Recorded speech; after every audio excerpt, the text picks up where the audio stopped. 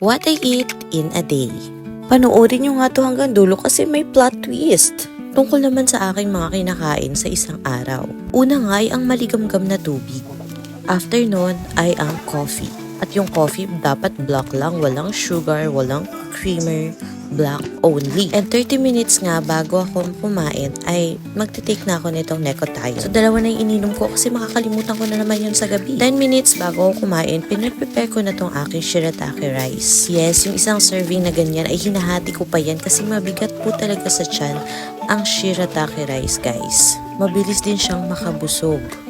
At hindi ka rin mabilis magutom. Yan yung na-experience ko. So habang hinihintay ko yun, 12 na, so pwede na akong kumain. May taho nga pala kanina pero hindi ko na rin po siya naubos, guys. Kasi parang iba na yung texture niya. At ito luto na ang shirataki rice. O diba, ganyan yung kadami yung pinrepare ko kaninang kalahating serving.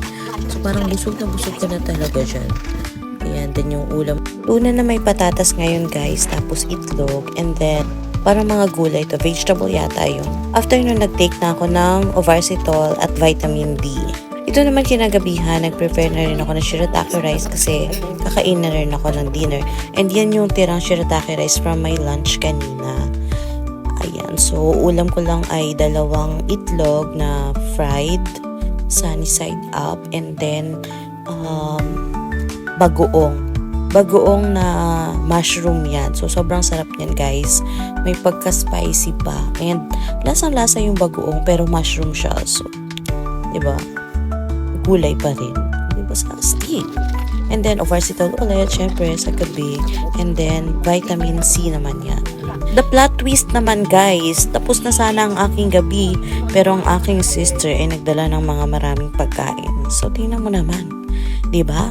Super ganun yung pagkain ng mga umaga, bandang tanghali, ganun. Yun lang kinain ko. Tapos tingnan mo naman ngayon, nagdala siya.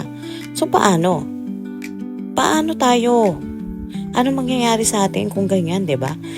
Pero, hindi ko naman lahat yan kinain. Kinain ko lang dyan is yung cheese stick, tapos yung takoyaki, walang mga meat. Then yung drinks na parang mango na may graham. And then of course, hindi makompleto ang 10K step!